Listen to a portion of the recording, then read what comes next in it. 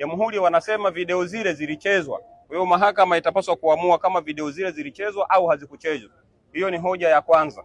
Kwenye hoja ya pili, Mheshimiwa Lissu alikuwa hoja yake ya pili imejikita kwenye nini kinaanza kati ya vielelezo ambavyo mtaalamu anafanyiwa uchunguzi au ripoti yenyewe.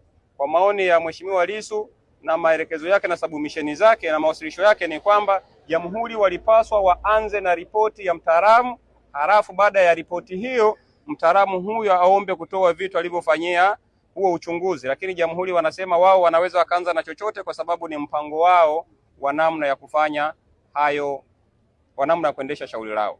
Sasa hoja ya tatu ambayo inabishaniwa hapa mahakamani ni uhalali wenyewe wa shahidi. Shahidi alipokuja mahakamani alijitambulisha kama mtaalamu wa mitandao, anaitwa forensic expert. Lissu anasema huyu sio forensic expert kwa sababu